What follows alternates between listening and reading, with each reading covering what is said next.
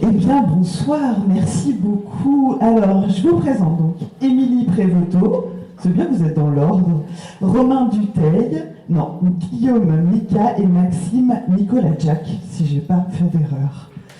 Alors, Émilie, tu es comédienne, tu es metteur en scène et tu es co-directrice donc, de la compagnie du double avec Amine Adjina. Tous les 5 avec Amine, vous vous êtes rencontrés et formés à l'ERAC. Et en 2012, vous avez donc créé la compagnie du double. Et depuis, vous travaillez quasiment sur chaque spectacle ensemble. Alors, depuis la naissance de la compagnie, vous avez créé une dizaine de spectacles. C'est tous des spectacles qui ont une forme singulière. C'est tous Amine qui les écrit, mais ils ont chacun une forme singulière. Il y a eu un monologue, il y a eu une forme circulaire, du théâtre jeune public, des petites formes hors les murs.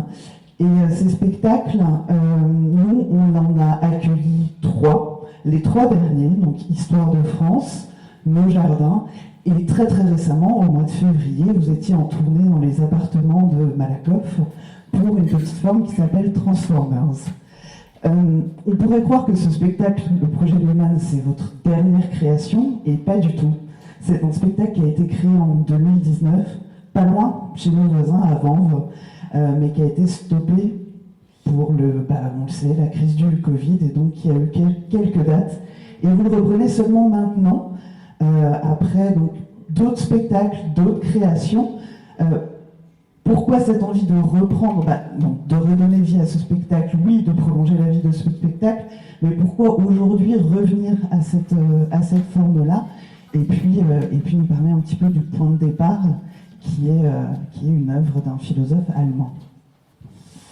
Bonsoir. L'envie de le reprendre, parce qu'effectivement, il a joué une trentaine de fois avant les fermetures avec le Covid, après il y a eu les reports, les grèves de transport, il a subi quand même pas mal d'attaques et on avait encore envie de le jouer et qui défend quelque chose de la fiction qui nous paraissait important à repartager ensemble. Et après, l'idée, elle est venue parce qu'on a découvert avec Amine un philosophe allemand qui s'appelle Günther Anders et qui a publié un livre notamment dans les années 60, un livre qui s'appelle L'obsolescence de l'homme, dans lequel il parle du fait qu'on devient des travailleurs à domicile. Et il l'analyse, et notamment il parle de l'arrivée de la télévision dans les foyers.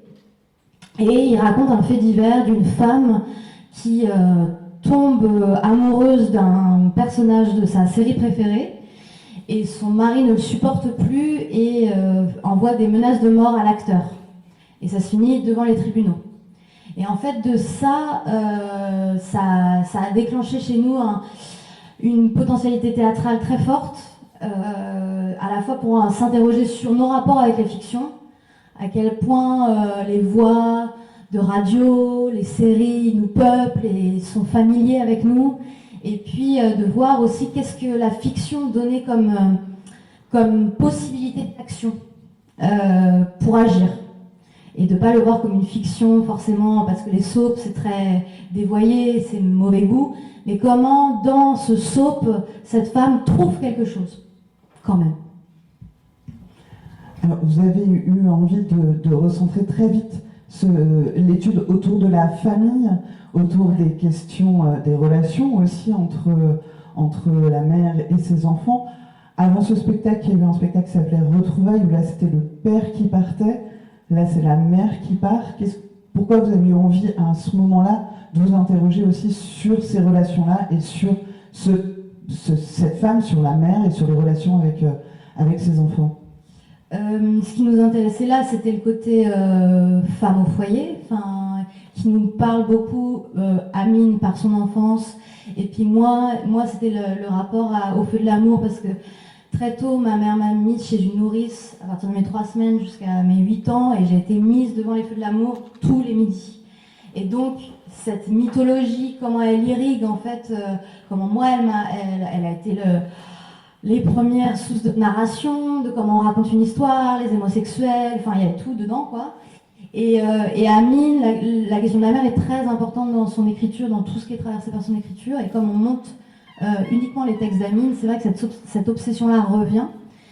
La famille, il y avait une réécriture du mythe de Phèdre où il y avait encore cette question-là de la femme qui est étrangère et qui reste au foyer pendant que l'homme va jouer aux cartes et tout, aisé. Et là, donc, c'était la fratrie, quoi. Là, on a envie de retrouver ces liens-là et de voir qu'est-ce que ça pouvait interroger à la fois dans le théâtre, mais à la fois aussi pour nous, parce qu'on est des acteurs qui se connaissent bien, qui travaillent souvent ensemble, et le rapport de fratrie, il existe à la vie, j'ai envie de dire. Exactement. Oui, mais c'est vrai qu'il y a toujours cette chose de famille. Et là, la famille, elle raconte l'absente. Donc c'est aussi une question de point de vue. Chacun a un point de vue, chacun aussi est un archétype presque, et un rapport très particulier à la fois à la mère, mais ça raconte beaucoup des rapports à eux-mêmes, que ce soit un rapport au monde, un rapport à l'art, un rapport politique. Et c'est ça qui est intéressant, c'est comment on parle de l'absente. Et ça, c'est aussi quelque chose qu'on retrouve souvent dans le travail d'Amine, dans l'écriture d'Amine. La personne absente, ça peut être le deuil, ça peut être le souvenir aussi, le souvenir des choses passées. Et ça, du coup, en tant qu'acteur, c'est un terrain de jeu dingue, quoi. Voilà ce que je peux dire. Déjà bien. Guillaume, est-ce que vous voulez, ou Maxime, ajouter quelque chose ? Non, très bien. Si vous avez envie de poser des questions, c'est aussi ce temps-là. Moi, j'en ai plein, mais c'est aussi un temps d'échange. Il y a Kalinka là-bas qui a un micro et qui peut le faire circuler sans souci. Sinon, moi, je continue, il n'y a pas de problème. Ok. Ah, si.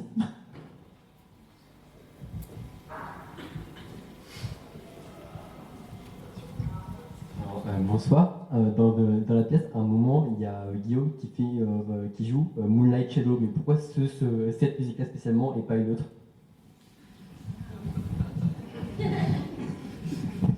Dis-moi les deux. Oui. C'est une excellente question que j'aurais pu me poser à moi-même aussi. La création était en 2019. Ça va pas m'aider. En fait, je ne sais pas exactement. Je suppose que ce tuto a été fabriqué aussi à un moment donné de manière assez personnelle sur des chansons que j'aime. Je ne sais plus d'où ça vient. Il y a la chanson de fin qui parle de Song to the Siren de Tim Buckley, qui a vraiment été choisie pour le coup pour des questions de paroles sur le rapport entre la sirène, comment Victor Newman pouvait avoir agi comme une sirène pour la mer, ou comment cet appel de la mer aussi pourrait résonner comme ça, comme des 4 Ulysses en Odyssée. Mais pour Moonlight Shadow, je ne sais plus. J'ai fait une petite digression, toi tu sais? Ouais, je sais, mais pourquoi? Le fait de faire une reprise, peut-être je l'avais appris à ce moment-là, certainement, et puis après en décryptant, on dit celle-là elle est bien. Oui, je pense j'en avais proposé plusieurs, on s'était dit celle-là elle sonne bien, et puis en allant chercher un petit peu l'histoire de cette musique, ça s'est construit comme ça. C'était musical. Voilà, je suis d'accord avec toi. Oui, toi, moi aussi.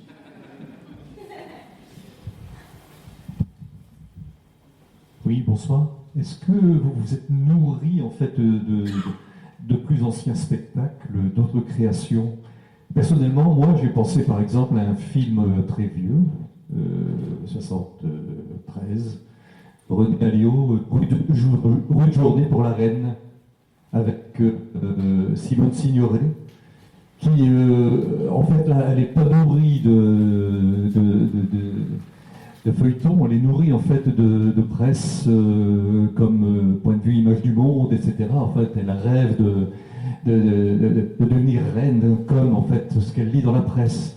Et quelque part, en fait, à la fois, elle démolit sa famille, entre guillemets, mais en même temps, elle va la sauver. Bon, je pensais que quelquefois, vous auriez pu peut-être voir ce spectacle-là. Et sinon, pour la partie, entre guillemets, un peu parodique, en fait, que vous avez joué, puisque vous avez joué, en fait, à l'épisode des Feux de l'amour, j'ai pensé à une série québécoise, Le cœur a ses raisons, avec Anne Dorval, Là, j'ai trouvé que ça tirait beaucoup de ce côté-là, personnellement. Parce qu'eux-mêmes s'inspirent des feux de l'amour, en fait. Donc les feux de l'amour, c'est vraiment quelque chose de très important dans la culture pop. Enfin, il y a quelque chose comme ça qui a traversé, et puis même si on l'a pas vu, il y a un spectateur qui dit putain, j'en ai pas vu un seul, et pourtant je connais les Abbott, je connais ces noms-là, Newman, Nicky. Donc c'est des choses qui traversent. Après, c'est vrai que les références, bon, ça a été vraiment les feux de l'amour, et puis en cinéma, c'était plutôt le chèque blanc de Fellini, où c'est une femme qui s'éprend comme ça d'un acteur et qui va le rejoindre pour vivre cet amour-là, et ça se passe pas du tout comme elle l'avait prévu. Mais c'est plutôt, oui, c'est... Mais sinon, celui de Signoret, non, on l'a pas regardé. Et après, c'est aussi nos obsessions des autres spectacles, en fait, aussi, où toujours la question des formes est très importante pour nous, que ça passe par différents codes de jeu, que ça interroge toujours, oui, comment on joue, qu'est-ce qu'on joue. Voilà. On avait un petit rituel pendant la création du spectacle, c'est qu'à 11h, on se retrouvait pour regarder les feux de l'amour. Donc on était 4 de... Et donc, donc ça nous a quand même pas mal nourri ça directement, quoi. C'est vraiment ça, on s'en a un peu plongé dans cette fiction-là, quoi. Et moi, j'ai pas lâché, du coup, voilà. Je croise les doigts, peut-être qu'un jour. Mais il y a vraiment une esthétique très, très particulière. Il y a un réalisateur qui a fait un documentaire, Retour à Genoa City. Il y a un autre plasticien aussi qui s'est amusé à prendre tous les gimmicks des feux de l'amour, comment on prend un téléphone, comment on est avec son verre de whisky, comment elle retourne la tête, et qu'on a fait comme ça pour étudier le code, en fait, parce que c'est vraiment une invention de jeu très forte. Ah.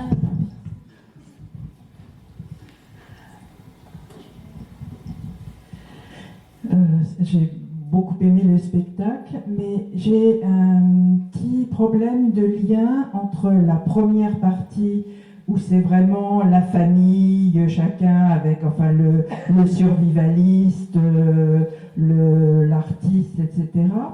Et dans la deuxième partie, ces personnages qu'on a vus dans leur vie de famille, ils prennent en charge de différentes manières le personnage de la mère.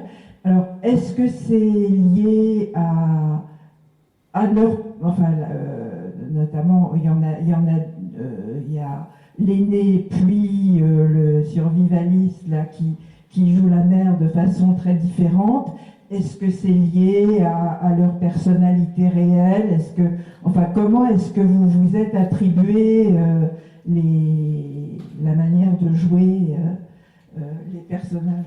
Alors il faut savoir que Amine, il écrit pour nous, donc c'est pas forcément flatteur là, mais il s'inspire de nous. Donc dans les personnages, il prend des choses de nous qu'il triture et il en fait par exemple pour moi un survivaliste. Et après il en fait parce qu'en fait par exemple il y a quelque chose, c'est moi je me parle beaucoup et je me motive beaucoup, allez, je me parle, et ça il l'a repris pour cette séquence qui n'est pas écrite, hein, qui est de l'ordre de la performance. Mais après, il écrit une scène où je mets Guillaume devant, et il y a quelque chose du chouchou qui apparaît. Donc on peut se poser la question, de toute façon, il n'y a pas de lien logique, de toute façon, c'est du collage. Et donc, moi, la première fois que je l'ai lu, et c'est comme ça que je le vois, c'est dénoncer le chouchou. Voilà, je vais jouer la mère, et puis je vais voir, tu vas voir ce qu'elle faisait avec toi. Voilà, c'est ça. Voilà, te mettre devant. Donc c'est à la fois dénoncer la mère, et puis c'est aussi remontrer son point de vue à lui de Benjamin, en fait, de la fratrie, et qui a ce rapport-là avec le petit dernier. Donc voilà, mais tout ça, Amine, il écrit pas, il surligne pas les choses. Et donc c'est comme c'est une affaire de collage. Après, je crois que ça appartient à tout le monde de se dire quelque chose. Donc de voir un survivaliste qui fait ça veut raconter plein de choses à différentes personnes. Moi, je l'ai vécu comme ça. L'enjeu dramaturgique pour nous, c'était de travailler sur cette figure d'absente qui met en valeur le fait que nos identités sont multiples et la perception que les autres ont de nous, pareil. et de le comprendre par le jeu et de le savourer par des formes diverses. Et donc c'est pour ça que d'un coup on a deux mères assez différentes, mais pourtant c'est la même personne. Et c'est de travailler ça. Et ça peut être de leurs souvenirs, de leur perception, de l'imaginaire. C'est très ouvert. Mais en tout cas, il y a une enquête. C'est qui cette femme? Et ils vont jusqu'à refaire les feux pour comprendre. C'est quoi ce geste en fait? C'est qui cette dame? Oui, c'est ce que j'allais dire. Non, mais c'est ça. Pour moi, il y a aussi cette tentative de face au départ et à l'absence et à l'absence. En fait, puisqu'elle n'est plus là, il y a cette question de comprendre.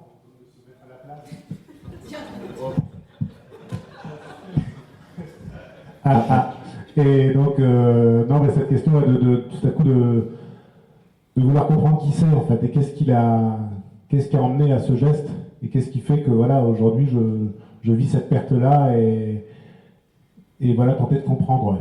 Ouais. Pour moi, il y a ça, et aller jusqu'au. Et à un moment, on arrive jusqu'à faire une tentative ensemble, qui est de dire, ok, plongeons dans dans cet univers de Victor Newman, dans tout ce soap, et allons-y, quoi. Et c'est par le jeu qu'ils se retrouvent toutes quatre. Au début, ils sont quatre à être vraiment en désaccord, et c'est par le jeu qu'ils se retrouvent ensemble. Et c'est par le jeu que aussi l'émotion est partagée. L'émotion du deuil, l'émotion de cette disparition. Ça marche très bien. Oui. Alors, Bonsoir, bravo déjà, belle prestation, belle pièce, c'est vraiment top. Juste une petite question par rapport à le moment où Guillaume fait... Ah pardon, j'ai pas la voix qui porte. Je disais, très belle pièce, bravo à tous les quatre.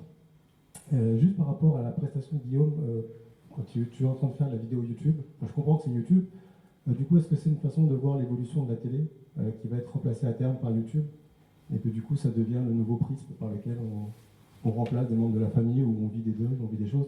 Est-ce que c'est le futur de la télé? Est-ce que c'est comme ça que c'est perçu? Enfin, moi je l'ai compris comme ça. Est-ce que je me trompe, ou est-ce que c'est comme ça qu'il fallait l'interpréter?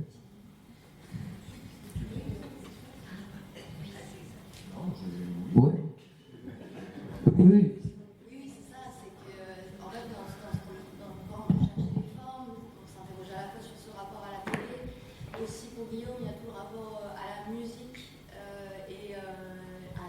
c'est le plus jeune. Donc il y a la jeunesse, quel est son rapport? C'est la vidéo, c'est de faire des covers, et donc il y a comme ça, quand on a construit le personnage de Guillaume, il y a cette forme qui arrivait assez naturellement, du tuto. La chambre, le tuto que la vidéo. Le tuto, la chambre et l'évolution de la télévision pour la mère, il le dit un peu, quoi. C'est un autre média pour lui. Et puis lui, c'est vrai que c'est un peu le dernier qui est en dehors, et il reste seul dans son monde à faire ses choses, ses trucs de son côté. Et c'est vrai que le rapport, lui, à l'écran, c'est un rapport beaucoup plus personnel. Alors que ce que dit Hubert Wenders, par exemple, dans l'obsolescence de l'homme, c'est qu'il y a un écran dans un foyer et tout le monde regarde cet écran. Puis maintenant, effectivement, c'est divers écrans. Et chacun a une utilisation plus individuelle de l'écran. Et c'est vrai que lui, comme c'est le petit dernier, c'est moderne. Il y a quelque chose aussi du lien qu'on entretient avec les personnages, mais avec l'écran aussi. Et en préparant ce bord de plateau et en relisant le dossier de votre spectacle, dans le livre d'Anders aussi, il y a la question finalement, on crée plus de liens avec des personnages de fiction, ou aujourd'hui avec des influenceurs sur YouTube ou sur Instagram, que son propre voisin ou les membres de sa famille. Donc c'est peut-être aussi ça qui ressort de ça. Anders, il appelle ça les copains portatifs. C'est-à-dire ces personnes qui sont tout le temps là, et du coup c'est très rassurant parce qu'on les connaît très bien, ils nous parlent tous les jours. Je dis ça avec la radio notamment, mais en plus elles parlent et on n'a pas besoin de répondre. On peut répondre dans sa tête, il n'y a pas vraiment ce rapport réel de la relation. Du coup, il développe tout ce que ça empêche aussi dans la pensée. On écoute beaucoup, mais au moment de parler,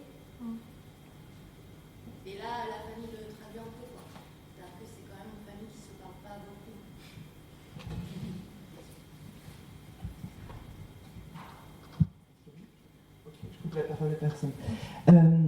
Peut-être en s'éloignant peut-être un tout petit peu de ce spectacle, et encore pas du tout en fait, mais en reprenant les spectacles précédents, ou même Transformers, là il y a quand même un rapport à la question du genre et à la transformation et au transformisme, et enfin voilà, qui est très présente dans les spectacles de la compagnie, qu'on retrouve ici. Transformers, votre dernière création, c'est même le titre du spectacle.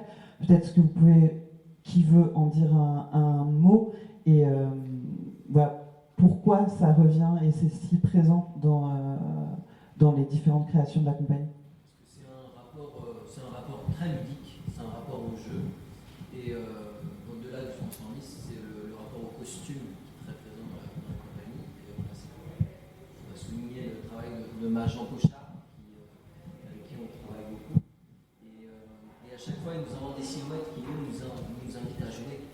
Et les perruques, quoi. Les perruques, c'est tellement génial. En tant qu'acteur, c'est super.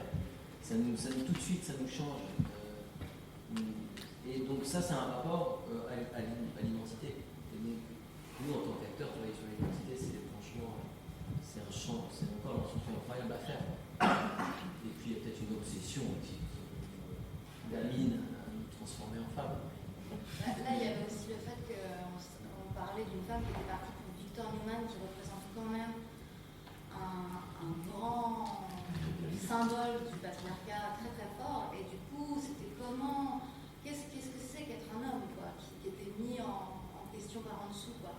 Et donc de permettre à ces enfants de faire l'enquête sur leur mère par le costume, par remettre ses jupes, ses robes, ses bijoux, de voir le rapport sensuel en fait qu'on peut trouver, et justement pas la caricature, quoi, trouver plutôt la sensibilité dedans, la subjectivité aussi de chacun avec, et puis la transformation, parce que l'obsession elle est que théâtralement c'est passionnant, quoi. C'est passionnant dans les apparitions, dans les disparitions, dans qui on est, bordel.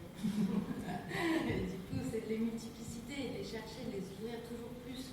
Après c'est vrai qu'on a travaillé sur le travestissement pour moi, et ça ne marche pas du tout de la même manière. Et du coup, quand on a réfléchi sur au départ, il y avait la possibilité de l'interprétation de Victor Newman. Mais en fait, il y avait un truc qui n'est pas du tout la même chose du travestissement masculin en femme que de la femme en homme. Parce que les représentations ne sont pas les mêmes, parce que le rapport du code est plus faible. Et je m'amuse quand même.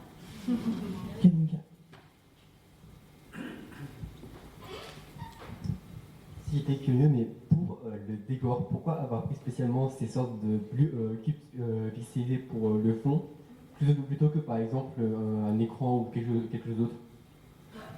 Toujours c'est de réfléchir dans les scénographies de la vidéo, c'est de réfléchir sur les supports où ça va être projeté, et que ces supports-là ne soient pas juste justement un écran. Et de voir qu'est-ce que ça peut travailler comme image, comme imaginaire possible. Et là, le fait d'avoir c'est comme la neige de la vieille télévision, il n'avait pas du tout ces images-là, c'est pas ça. Et voilà, la neige de la télévision, et ça nous permettait à la fois de pouvoir faire de la projection, en même temps qu'il y a un matirage sur la vidéo, qui est un truc un peu trouble. Et puis aussi la moustache, ça peut être la moustache quand Maxime commence sur le monologue de cette femme qui rêve d'un des moustaches, la pousse à sa folle, on peut être dans les poils. Enfin, il y a plein de possibilités de ne pas faire un réalisme avec l'écran, pour toujours trouver tout ce qui peut s'ouvrir. Et puis le fait d'en faire un mur, c'était parce qu'on voulait le défoncer. Donc il y avait ça, puis c'est quelque chose de très, très simple qui met en valeur les apparitions des plantes. Merci beaucoup. On va vous laisser aller boire des coups. Alors, direct, allez, on va boire des coups. Merci beaucoup, merci à tous d'être restés. À bientôt.